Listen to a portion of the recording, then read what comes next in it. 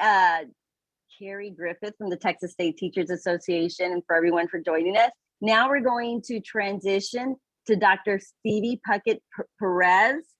She is a pediatric psychologist, and she's joining us here today. And I asked for Dr. Puckett-Perez to join us because after the Uvalde shooting, I got a lot of calls from parents who were really concerned. They were scared. Their children were scared. And of course, the parents were concerned because their children were scared to go back to school. Parents were scared to send their kids to school. And one of the most impactful testimonies that I think many of us heard and have seen it over and over in the news is when the mom said that her baby had won a certificate and she went to celebrate and took pictures of her and left her in school and didn't take her home. And I know many of us parents have been in that situation where we go to the school real quick, take pictures with and the babies want to stay there, or it's the second to last day of school, they want to be with their friends, and she never got to hold her baby back. And one thing that she said in this past testimony is that there is a mom out there who's saying, I can't imagine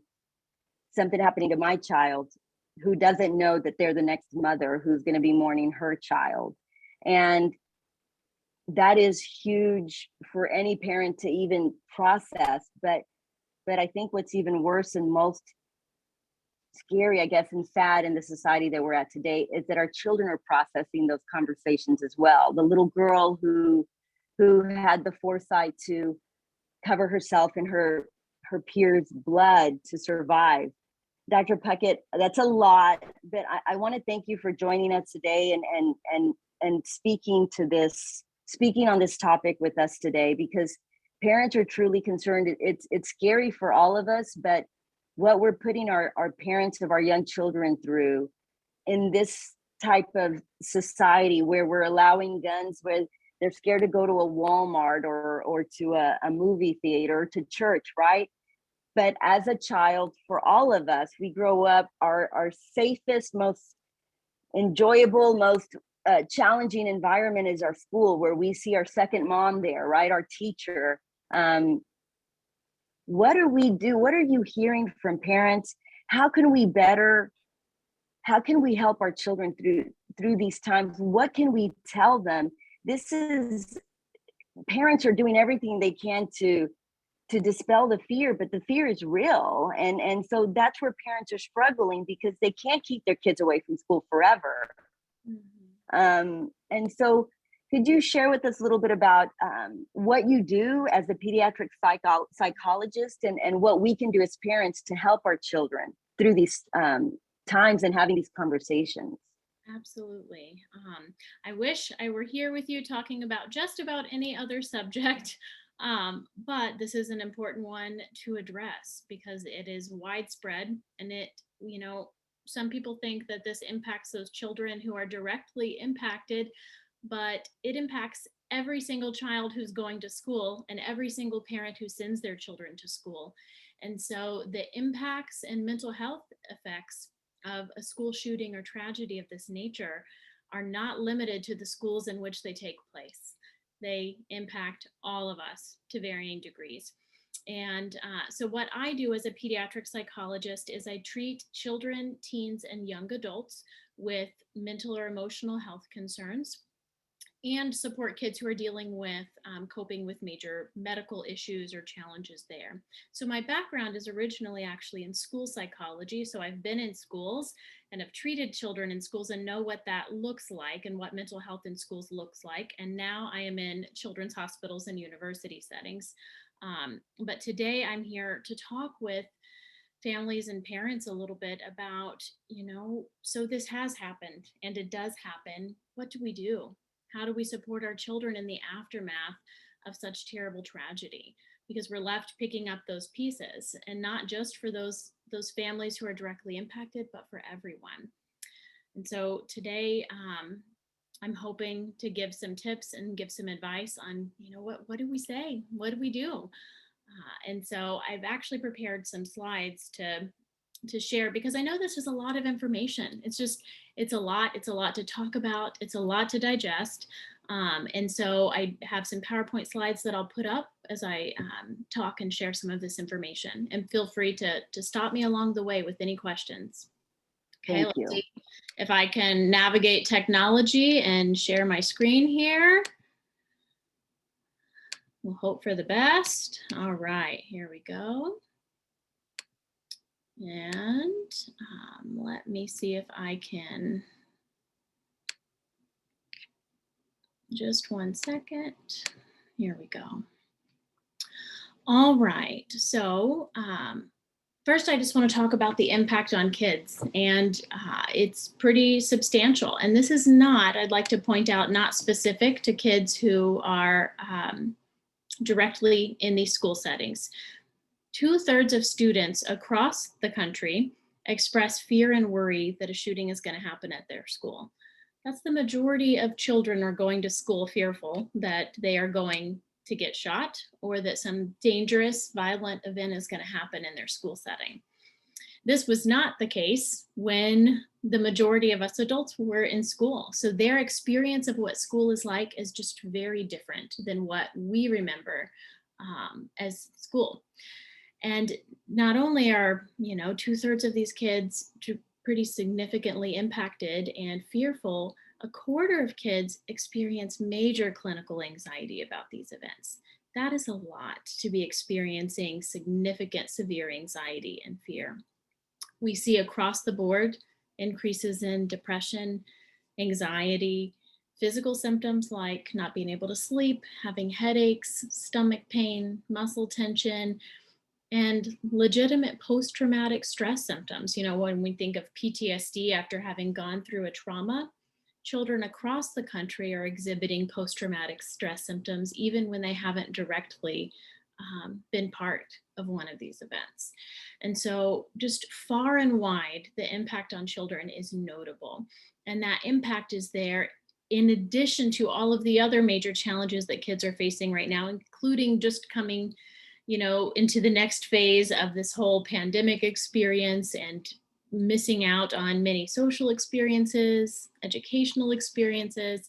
And so the lay of the land in schools and for kids is already really shaky. And then adding on these incredibly tragic, violent events, there's a massive impact on mental health. And I'd like to speak just for a second to active shooter drills, because of course in schools we're trying to prepare and deal with these events and try to navigate them. And I'm not saying that they shouldn't necessarily occur, that we shouldn't be prepared, but I do want to speak to that they have an impact on children. And so in the 90 days after a drill at school, a shooter drill, there's a 39% increase in depression in children and in teachers, 42% increase in stress and anxiety, increases in physical symptoms like headaches, stomach pain, more fears of death, and reduced feelings of safety at school. They do report increases in feeling of preparedness, like just feeling like we're prepared to handle a crisis, but everything else is negatively impacted after these drills. And they may be a necessity, but the world that our kids are living in, where that is a necessity, it is pretty impactful. And so absolutely, there are massive mental health impacts across the board. So then what? What do caregivers do? What do parents do in these situations? And so first, I will say, we talk about how do we tell kids, how do we talk to kids, what do we say? But really, the most important first step is to just stop and step back after something like this happens. And for parents and caregivers to take a moment to deal with their own responses and feelings. I know all of us, adults, parents, caregivers, educators, who, when we hear about something like this, we have big emotional responses ourselves. When I heard this news, I was opening a package of my one of my son's backpacks because he's starting kindergarten this year. And the disconnect of, preparing these tiny, precious school supplies for my baby and hearing about other people in this situation, and dealing with this tragedy, my own emotions, had I needed to be able to talk to my children or talk to my patients about this, it would have been really difficult. I needed to pause and deal with my own anger, frustration, sadness, rage. And so we really need to pause and allow ourselves as adults, as parents, as caregivers, to just take a moment and deal with all of that ourselves, to just process and have a reaction, call somebody, talk through it, express your frustration, cry, scream, yell, whatever you need to do to process those emotions and take care of yourself, kind of getting back to the basics and take care of yourself. And then once you've caught your breath, make a plan of how you'd like to talk to your children about it. It's really important to take a developmentally appropriate approach because it depends a lot on, individual children, their understanding, their age level. And so what I suggest is considering where your child is and if you need to shield, filter, or organize that information. And so I'll talk a little bit about what kind of all of that means. And so for young children who are 5 and under, and these age guidelines, by the way, they're really loose. Your child might, be older but still need to be shielded, or be young enough to where they need more information. But generally, children under 5, the most appropriate approach is to shield. So we really don't need to share, these dangerous, tragic events with young children. We want to kind of keep their exposure to as little as possible. Most kids this young, they don't really have the skills to understand and process this information. I would say that when that is not true is if they are directly impacted, obviously, or they're going to have exposure to this information elsewhere, then we need to address it. But otherwise, limit as much as possible, and if possible, shield entirely.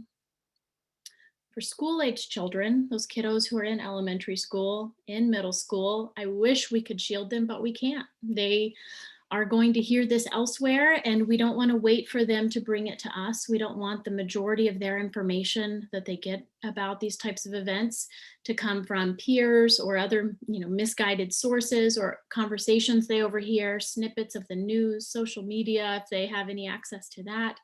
And so we need to do the hard work of bringing up the discussion. And so what I recommend is starting it out with a clear and simple description with minimal detail, no gory details. Leave the emotion out of it as much as possible and just give a simple description of what happened. That might look different across each family. I'd encourage you to game plan what you want that sentence or two to sound like for you.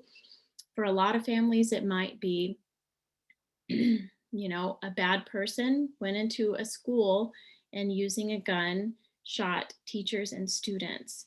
Most of those students were okay, and most of those teachers were okay, but there were students and teachers who were killed. And then just pause, allow the information to land, and the way you say it might be a little bit different depending on your family's values and what you want your children to know, but allow that information to land. Don't expect a reaction from them, any specific one. Don't give more information or try to really prompt for a reaction. Ask them, if they have any thoughts or feelings about that. Have they heard about it? Normalize any feelings that they are having. Address any kind of fantastical thinking about it. Reassure their safety that, but my job is to keep you safe, and all of the grown-ups' lives are to keep you, all of the grown-ups in your life are there to keep you safe, and schools are going to work really hard to keep you safe. And kind of addressing that, creating this real strong sense of reassurance and safety, getting to a good consistency and routine. So after something really scary like this, we really just want to pull it in. We want to have a good, consistent routine in your daily life where you're, maybe that week or so, you really try to sit down and eat dinner together. You really try to kind of have time where you're just at home and being real consistent for a while. Minimizing any exposure to conversation, media.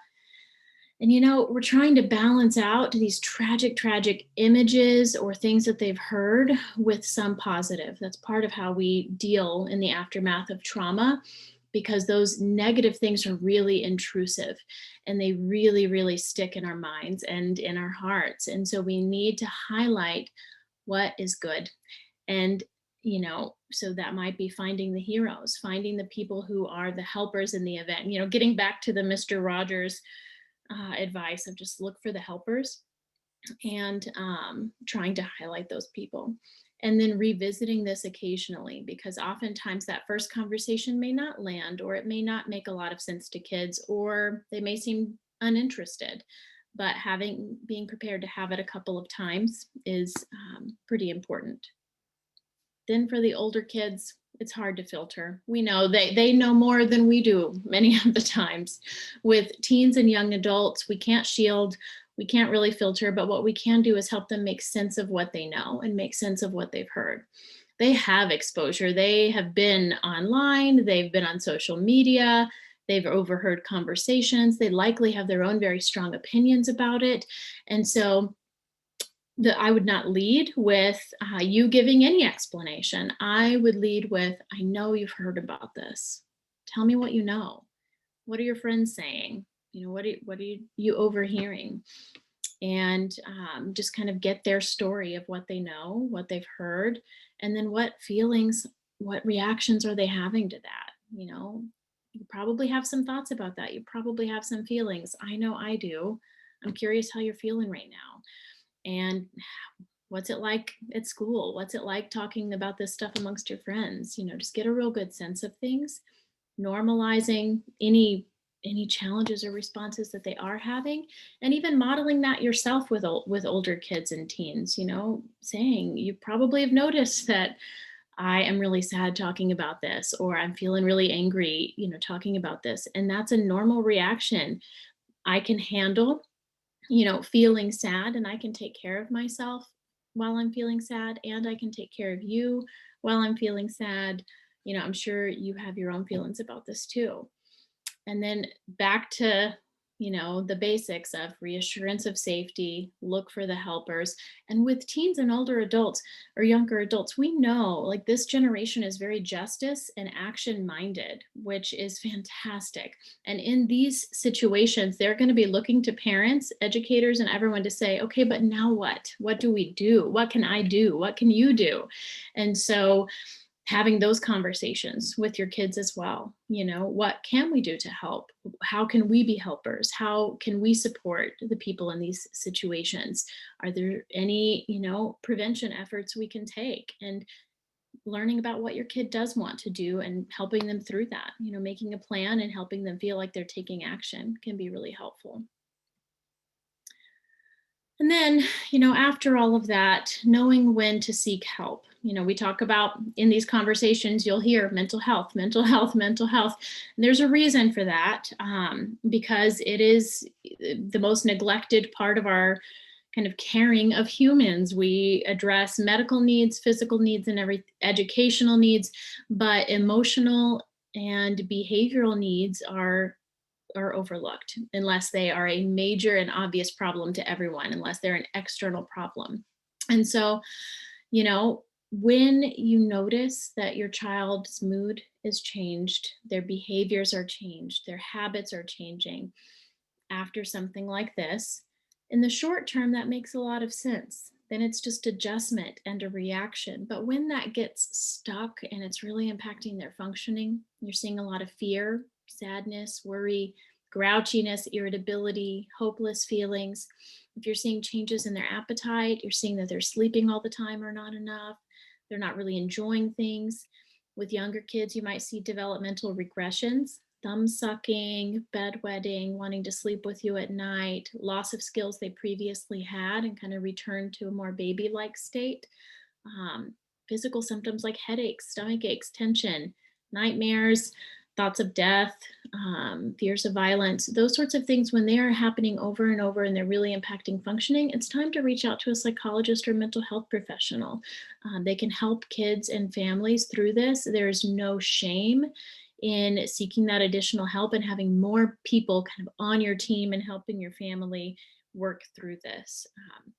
I will say, it says here, you might notice conversation about death, play activities around death or violence after something like this.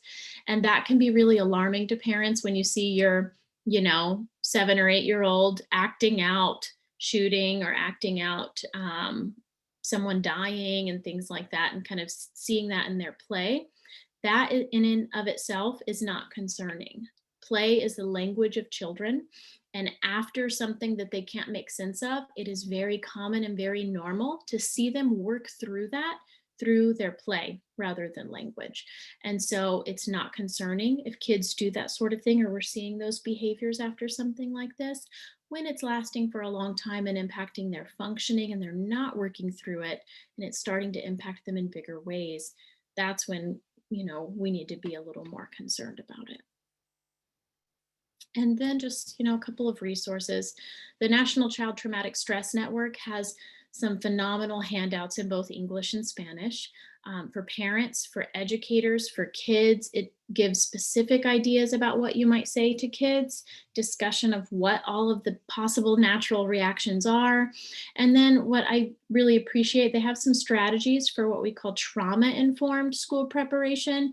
So when we're doing these drills or trying to prepare schools in the aftermath of this, that we're taking care not to further traumatize children while doing it, and that there are some, cautious and more appropriate ways of navigating those things.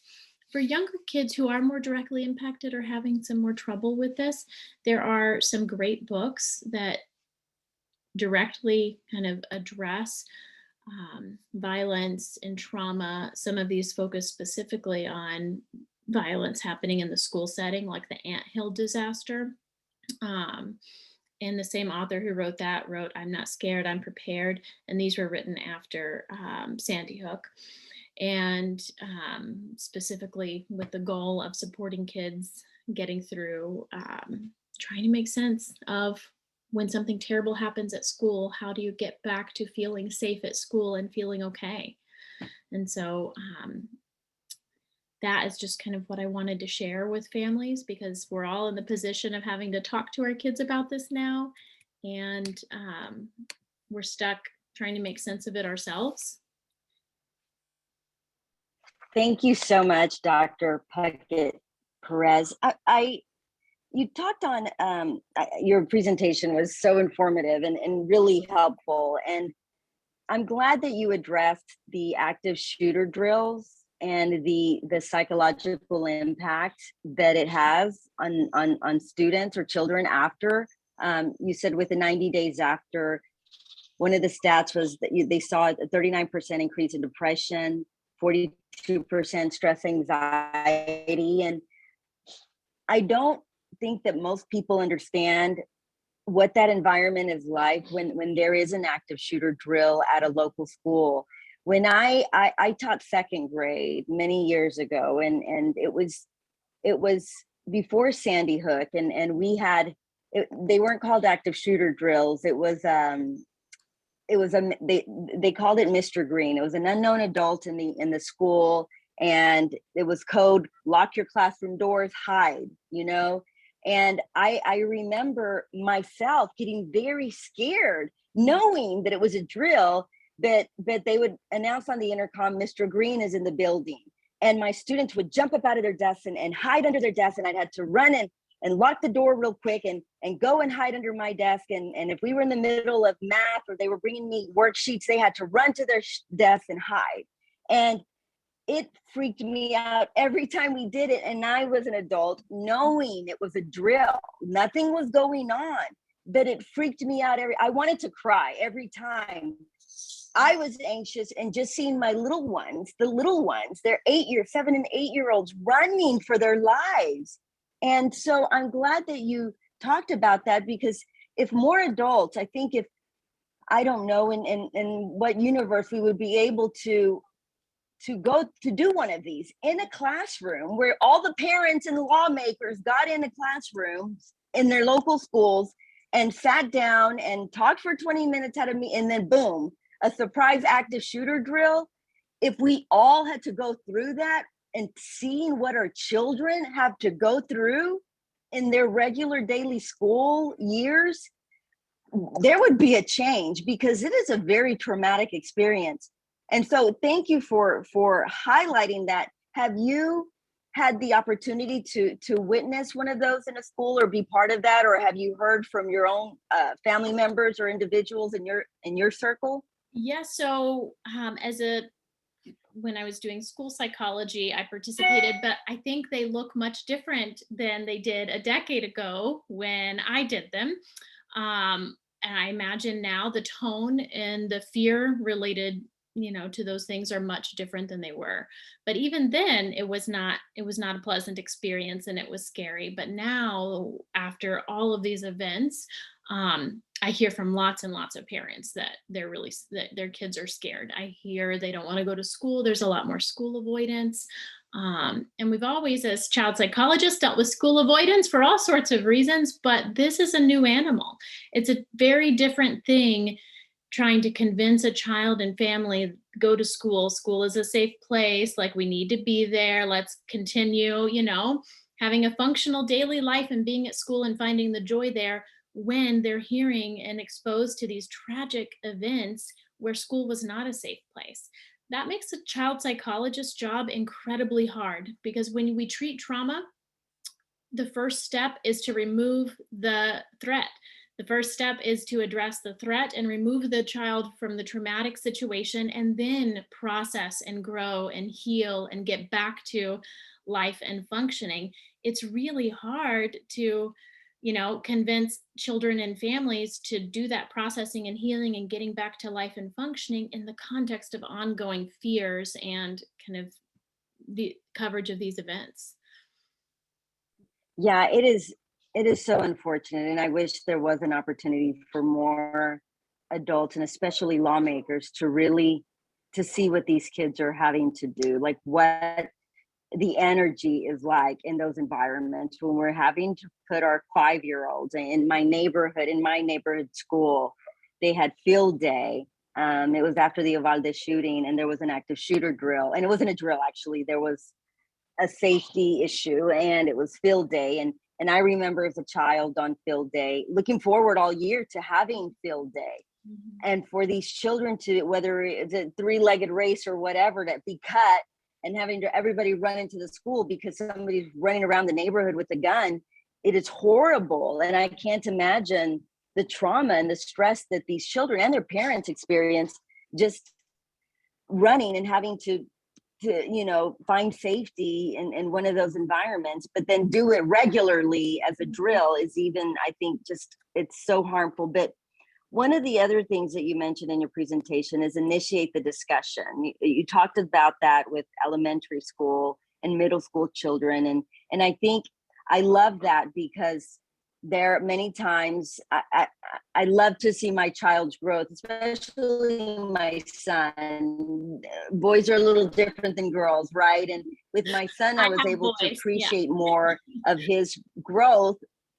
Yeah, and there was a lot going on. Pediatrician said, boys are hormonal like girls too. People don't realize that. And I had no idea, because I'm like, something is up with this kid, that he didn't want to talk, And so the initiate discussion to me is like, whoa, the lights, because that's what I had to do with him at a younger age, is ask those questions, and because he wasn't going to offer anything. And once they get talking, especially with boys, or my boy, he'll talk for maybe a few minutes and then it shuts off.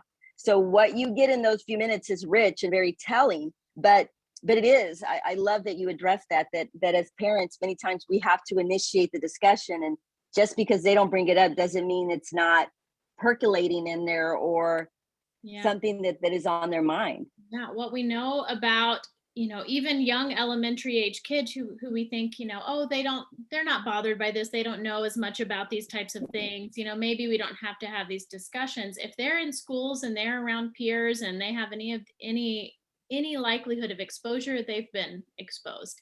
And we assume, like, if they need us, they'll come to us. If they have a fear, we'll know, we're their parents. But oftentimes, kids don't want to burden their parents. They know that their moms, especially, maternal anxiety is a thing, and seeing their parents worry and being upset or tearful about this stuff, they purposefully don't talk to their parents about this stuff because they don't want to stress their parents out or make them worried. And so when we don't talk about the hard things, what's really happening is kids get information, but they're getting misinformation and they're getting it from the wrong sources. And so it's important for us to do the hard thing and have these hard talks repeatedly, kind of checking in, even if it's weekly for a while, just kind of let's revisit. Hey, remember what we talked about last week? I'm wondering if you heard anything else. How are you feeling about that? And just frequently checking. Yeah. And I love that, because how you broke it down in the different, I guess, the different types of school age children, because then you referenced for the high school children, you said, don't lead with giving an explanation, kind of let them direct the conversation. And I find that especially very helpful for that group. And I just remember with my son and that, what are your thoughts? What are you thinking? And many times I remember, I don't remember what school shooting it was, but there was an incident here. It was, I want to say around 2018, not in Texas, but there was a school shooting. And I often work with a lot of high school kids.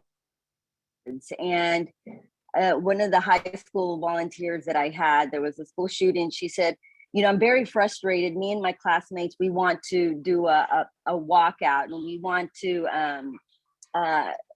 it was after Parkland. That's what it was. It was after Parkland, and they wanted to do a march for our lives. And the school district and the teachers and everybody was like, children cannot be walking out. And the children were so frustrated because they felt nobody was listening to them. And so as a community advocate, for these children, I'm like, hey, I got you. What do you need? I can help you. And they had everything organized. They knew what they wanted to do. They knew what they wanted to say. They just needed an adult to say, we hear you, we got you. You're not in trouble for speaking out about your concerns. You're not in trouble for wanting to organize. You mentioned they're very connected in social justice and active group, but we have to give them that platform, because the alternative is shutting them down and saying that in my opinion, that their voices don't matter. And that's where we create larger problems, when we don't let them speak up and advocate. Yeah. So, sorry, go ahead. No, go ahead. I was just going to say, from a next steps perspective, from the mental health side of things, is just having more mental health resources. And I know that right now that's a big buzzword in everything, is if we just had more mental health resources, these things wouldn't happen. I do want to speak to being cautious about that conversation, because I think it creates a stigma sometimes that, it's a mental health issue when we see somebody commit these atrocities. And sometimes that is true. Sometimes that person has a diagnosed, history of a mental health disease or disorder.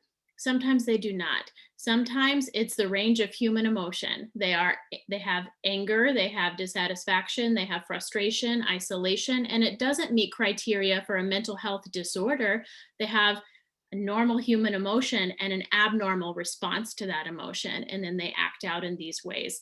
And oftentimes it's not that the mental health system failed them, it's that the mental health system as it is treats major pathology.